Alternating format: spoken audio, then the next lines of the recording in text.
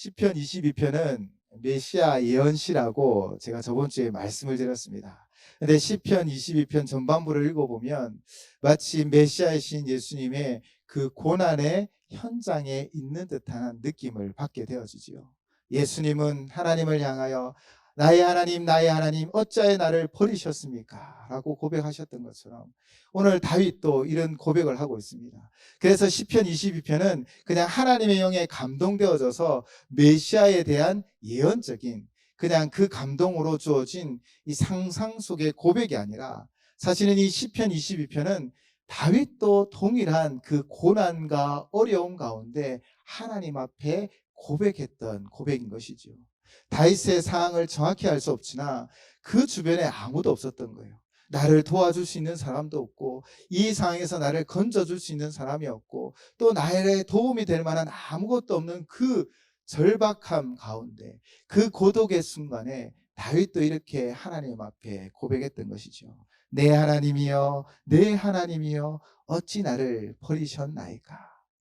이렇게 22편 전반부는 다윗의 이 심정을 토로하며 하나님의 구원을 바라고 아무도 없는 이 고독 속에서 주를 부르짖는 고백으로 시작하였죠.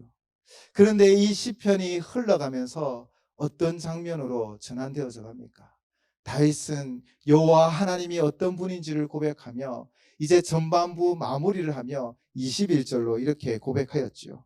우리 21절 한 목소리로 함께 봉독하도록 하겠습니다. 나를 사자의 입에서 구하소서. 주께서 내게 응답하시고 들소의 불에서 구원하셨나이다. 아멘. 아무도 없는 것 같은 그 절박한 순간, 그 고난의 때, 그 고독한 순간에서 그가 하나님을 찾고 찾으며 노래하며 노래할 때 그는 그 속에서 하나님이 어떤 분인지를 다시 한번 발견하고 하나님은 나의 기도에 응답해 주시는구나. 그래서 사자의 입에서 나를 건져주시고 들소의 그 강한 뿔, 그 뿔로부터 나를 지켜주시는 분이시구나 라고 고백하기 시작합니다.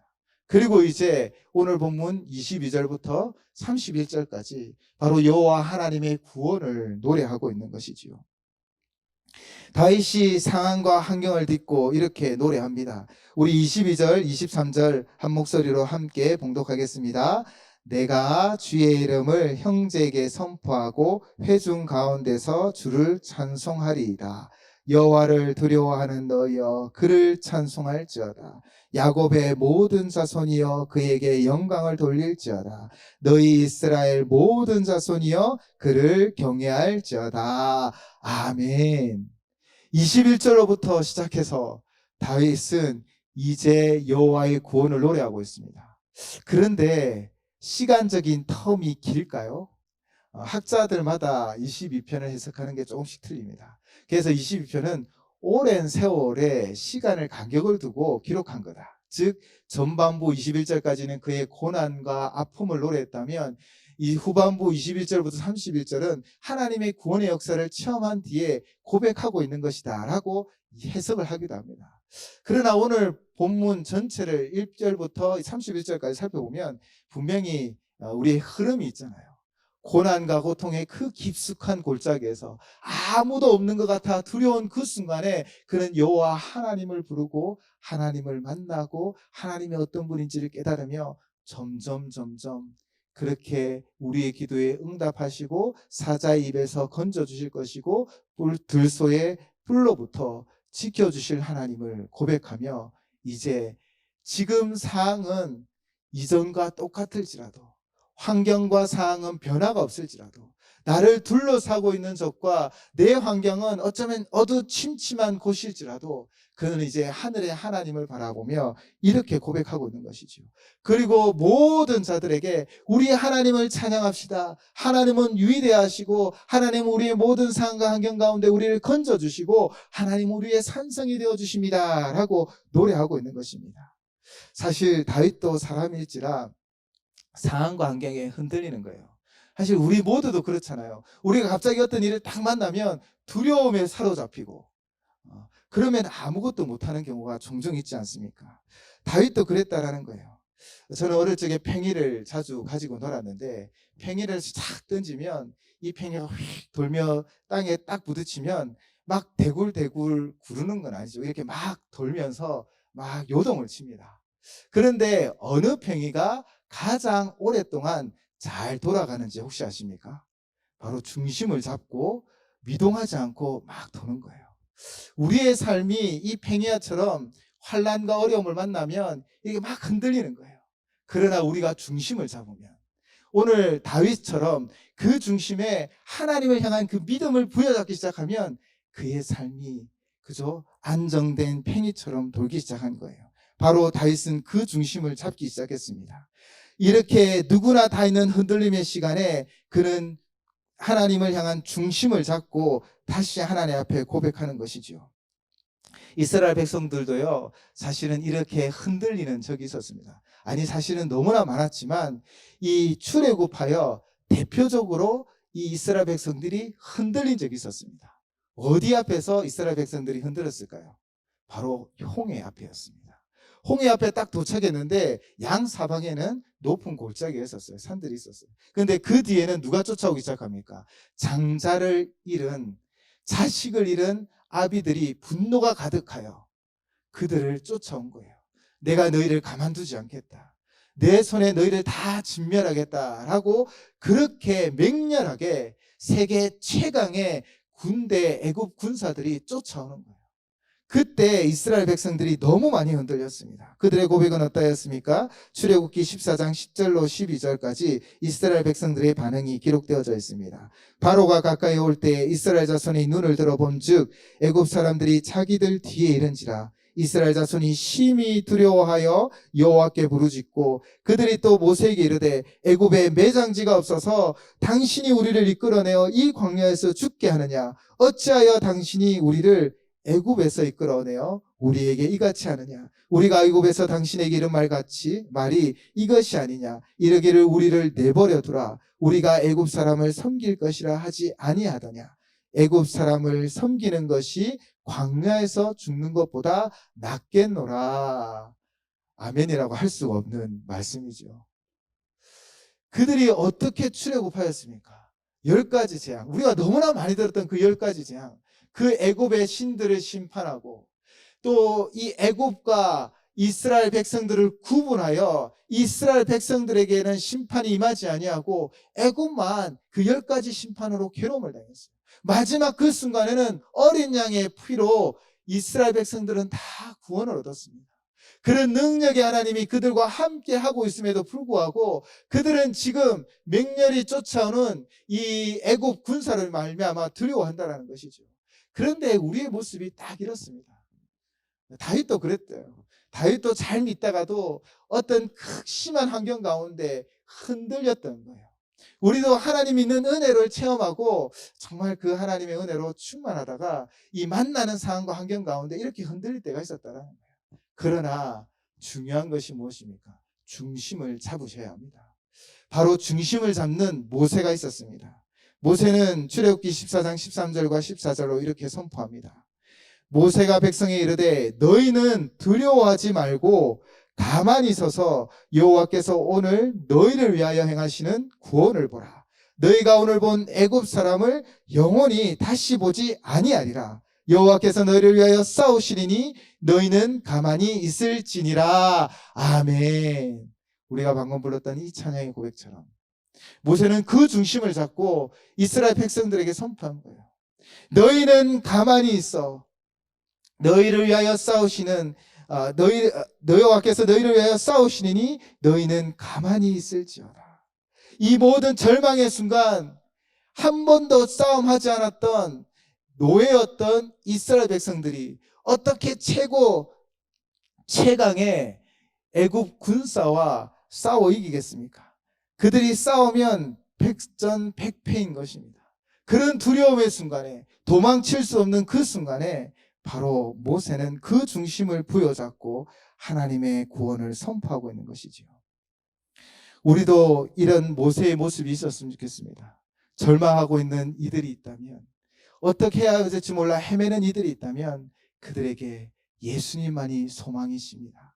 예수님만이 우리의 삶의 인도자가 되어주시고 예수님만이 우리의 산성이 되어주시며 예수님만이 우리의 구원자가 되어주십니다 라고 선포하는 선포자들이 다 되시기를 주님의 이름으로 축원을 드립니다.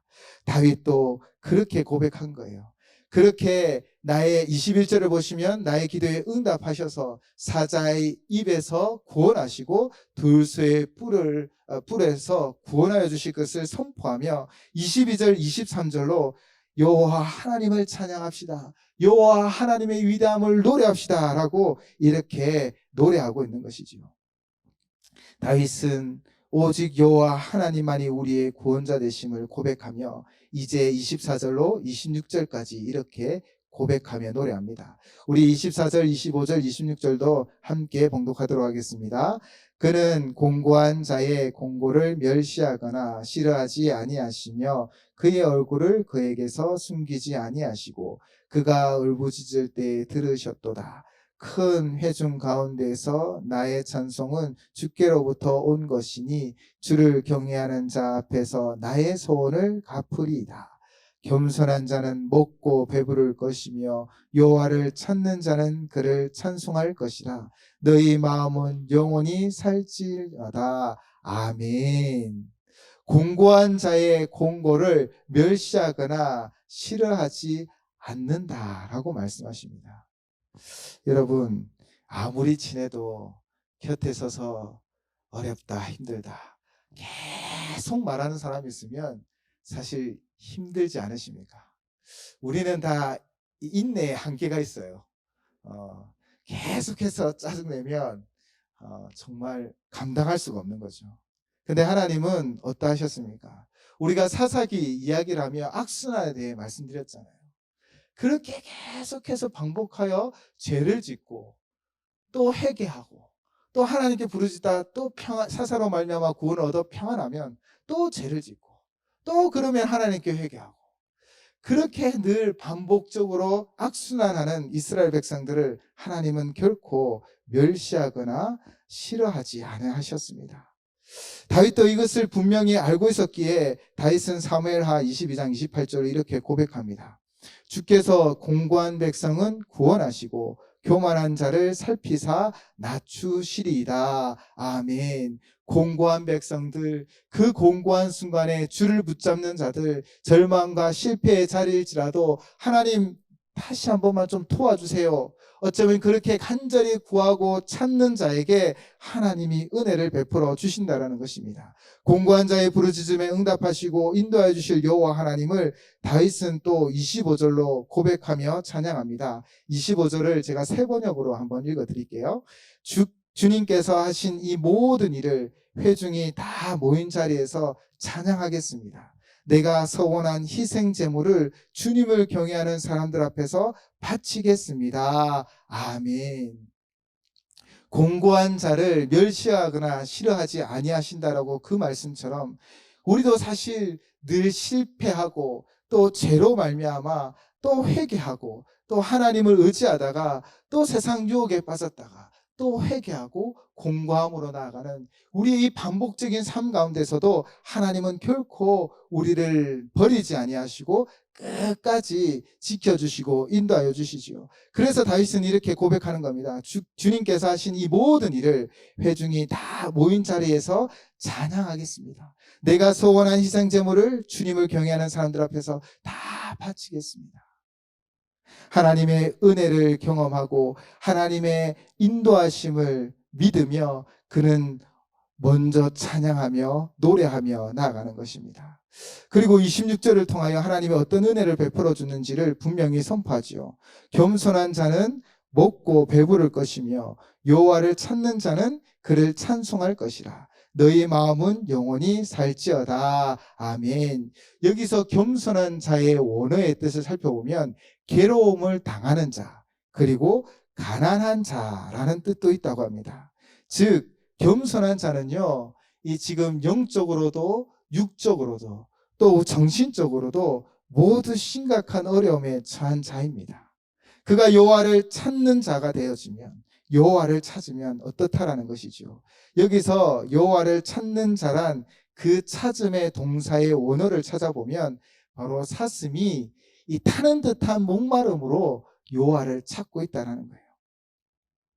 영혼 육에 큰 어려움을 당하고 절망 가운데 있는 자가 여호와를 찾고 찾으면 바로 하나님께서 그를 먹이시고 그를 배부르게 하여 주실 것을 선포하고 있는 것입니다. 그리고 너희 마음은 영원히 살지어다. 바로 그의 마음이 생각이 영원히 소생케 되어지는 경험을 누린다는 것입니다. 어떻게 이런 일들이 일어날 수 있습니까? 우리의 곤고한 자리일지라도 우리가 여호와 하나님을 찾으면 사슴이 목마름처럼 시냇물을 찾는 것처럼 찾으면 이 회복의 역사가 우리에게도 있다라고 다윗은 노래하고 있는 것이에요. 사랑하는 성도 여러분, 우리는 우리의 상황과 환경 가운데 세상 것을 찾는 것이 아니라 여호와 하나님만을 찾으셔야 합니다. 여호와 하나님을 사랑하는 그 자에게 하나님은요 귀를 기울여 주십니다. 여호와를 찾고 여호와를 경외하는 자에게 하나님은 은혜를 베풀어 주시고 여호와 앞에 소원하고 그것을 지키는 자에게 하나님은 응답의 역사를 베풀어 주시는 거예요. 영국 찰스 웨일스 목사님이 비바람이 칠 때와 물결이 높이 일 때라는 찬송가 388장을 기록하였습니다. 이 시를 어떻게 지었냐면 어느 날 그가 서재에 앉아서 창문을 열고 화창한 날씨를 바라보고 있었는데 작은 새 한 마리가 이 창문을 통해 이 서재 안으로 들어온 거예요. 이 작은 새는요 흥분하여서 막 빙빙빙 서재를 돌고 있는 거예요. 알고 보니까 저 멀리 이 날카로운 매가 그 작은 새를 잡아먹으려고 했던 것이죠. 공포에 쌓여 있는 이 작은 새는요, 이 서재를 몇 바퀴 돌다가, 그러니까 그 새가 도니까 이 웨일즈 목사님이 가만히 앉아 있는 거예요. 새가 어떻게 하는지를 보고. 그러니 그 새가 이 목사님의 이 옷깃 안으로 잘 들어가는 거예요. 아마 그 안이 동굴안처럼 생각했던 것 같습니다. 목사님이 또 이 새가 들어오니 또 움직일 수 없잖아요. 그냥 가만히 있으니 시간이 차츰차츰 흘러가니 그 품 안에서 이 새는 안정을 찾고 이 품 안에서 또 파득파득 나오려고 하는데 이 뭔가 걸린 것 같아. 이 목사님은 이 작은 새를 창밖으로 날려보내주지요. 그러면서 이 상황을 이 상황 때문에 이 새를 보면서 찬송가 388장의 가사를 씁니다. 4절의 내용이지만 제가 1절과 2절만 읽어드리겠습니다. 비바람이 칠 때와 물결 높이 일 때에 사랑 많은 우리 주 나를 품어주소서. 풍파 지나가도록 나를 숨겨주시고 안식 얻을 곳으로 주여 인도하소서. 나의 영혼 피할 때 예수밖에 없으니 혼자 있게 마시고 위로하여 주소서. 구주 의지하옵고 도와주신 비오니 할 수 없는 죄인을 주여 보호하소서. 그 새를 품고 있었던 목사님은 마치 예수님도 우리를 이렇게 품어주시고 예수님도 우리를 인도하시고 우리를 지키시는구나 라고 고백하며 찬양의 시를 기록하였다라는 것이지요. 괴로움을 당하고 가난하여 궁핍하고 또 상황 환경이 어려워서 배가 고프고 목마른 자에게 그가 여호와를 찾고 여호와를 의지하면 먹고 배부르게 하여 주신다는 것입니다. 그리고 그를 찬송하면 마음이 영원히 살지어다. 즉 마음이 소생케 되어지고 회복되어지는 역사가 일어날 줄을 믿습니다. 그렇게 우리는요 주의 품에 안기셔야 합니다. 세상 환경과 상황에 매몰되는 것이 아니라 때로는 그것 때문에 흔들리지만 우리는 중심을 잡아야 합니다. 그 중심에 누가 있습니까? 바로 주님이 계십니다. 주님을 의지하고 주님을 신뢰하는 자에게 하나님은 하나님의 은혜를 베풀어 주시고 평강을 베풀어 주는 것입니다. 한 신사가 뉴욕을 방문했다가 올랜도 자기의 집으로 돌아가는 비행기에 탔는데 이 비행기가 폭우를 만난 거예요. 천둥이 치고 번개가 치니 굉장한 두려움에 자신이 사로잡혔는데, 그래도 자기가 신산이 이렇게 막 허둥지둥 할 수는 없고 손잡이를 꽉 잡고 그냥 뭔가 이렇게 채통을 지키기 위하여 꽉 잡고 앉아 있었다고 합니다. 그런데 그 옆자리에는 젊은 여인이 한 어린 아들을 두고 무릎에 껴안고 앉아 있었다고 합니다. 심사는 몹시 두려웠지만 애써 태어난 척 했죠. 그런데 신기한 것은 비행기가 아무리 요동을 쳐도 엄마 품에 있는 아이는 그게 재밌는지 흔들리면은 깔깔깔 웃기도 하는 거예요. 그리고 가장 큰 폭풍을 만나 정말 비행기가 위태로워질 것 같은 그 느낌이 있을 때, 그렇게 손잡이를 꽉 쥐고 있을 때 아이는 엄마 품에서 잠이 들었대요. 그 비행이 끝나고 나서 그 신사는 하나님의 그 품에 안긴 엄마 품에 안긴 그 아이가 너무 부러웠다라는 고백을 하더라고요. 사랑하는 여러분, 우리가 그 품에 안기면 그 품 안에서 어떤 폭풍이라도 안전할 줄을 믿습니다. 다윗은요, 이 중심을 가지고 계속 노래하며 자신만 알고 있는 것이 아니라 이 노래로 지어 이스라엘 백성들에게 선포하고 있는 것입니다. 우리가 여호와 하나님을 찾고 찾으면 여호와 하나님은 우리의 갈급함을 채우시며 우리의 연약함을 강하게 하여 주시고 우리의 마음을 살게 할 것이다, 소생케 하여 주십니다 라는 고백으로 하나님 앞에 나아가고 있다는 것입니다.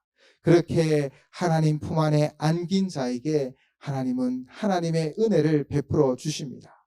그리고 다윗은 이제 무엇을 이야기하고 있습니까? 오늘 본문 27절로부터 시작되어서 31절까지는요, 여호와 하나님 구원의 정말 종말론적인 최후 승리의 노래를 하고 있는 것입니다. 세상이 강하고 때로는 상황과 환경이 우리를 이길 것처럼 느껴지지만 결국에는 하나님의 승리할 것을 노래하고 있습니다. 주님이 다시 오실 그날에는 땅의 모든 끝이 주를 기억하며 돌아오고 모든 나라 모든 족속이 주 앞에 예배할 것을 믿습니다. 바로 다윗의 이 시는 우리의 이 신앙과 맞닿아져 있는 거예요. 다윗이 지금은 형편과 상황이 변화되지 않았지만 종말론적인 승리, 결국에는 하나님이 자신을 승리하게 할 것이라는 믿음으로 나아가며 고백했던 것처럼 오늘 27절부터 31절의 고백은 바로 종말론적인 승리를 기다리는 우리의 고백인 거예요. 주님이 다시 오실 그날에는 모든 땅이 주를 기억하고 돌아오며 모든 족속이 주를 예배하게 되어질 것입니다. 주님이 다시 오실 때에는 모든 것이 여호와의 것이 되며 주님이 주인이 됨이 선포되어질 것을 28절로 노래한 것이고요. 주님이 다시 오실 날에는 부자든 가난한 자든 믿음으로 살아가는 자는 흙 속에 묻힐지라도 바로 주님 앞에 다시 절하며 경배하는 날이 되어질 것을 29절을 통하여 노래하고 있는 것이지요. 다윗은 아직도 그의 상황과 환경이 변화되지 않았던 것 같아요. 그러나 그의 분명한 믿음은 하나님의 종말론적인 승리, 최종 승리는 반드시 우리에게 임하여 줄 것이고 그때는 온 땅이 여호와 하나님을 찬양할 것을 고백하며 선포하고 있는 것처럼 주님의 다시 오심을 기다리며 살아가는 우리는, 최종 승리를 기다리며 살아가는 우리는 결국에는 온 땅이 여호와 하나님을 노래할 것을 믿으며 고백하며 나아가셔야 합니다. 그리고 그 날을 기다리셔야 합니다. 여러분은 주님 오실 날을 기다리고 계십니까? 저는 주님 오실 날을 더 사모할 순간순간들이 있습니다. 그때는 나의 고통 때문이 아니라 지구촌을 돌아보면 지진으로 말미암아 고통당하는 이들, 지금도 전쟁으로 말미암아 수많은 사람들이 두려움에 떨고 죽기도 합니다. 또 우리 사회 속에는 어떠합니까? 빈부격차로 인하여 또 강도와 사건 사고로 인하여 수많은 사람들이 목숨을 잃거나 또 억울한 죽음을 당하는 그런 일들을 당할 때 얼마나 억울하고 얼마나 분노가 차고 얼마나 상처가 많을까요? 세상은 저의 손이 닿지 않는 수많은 일들이 일어납니다.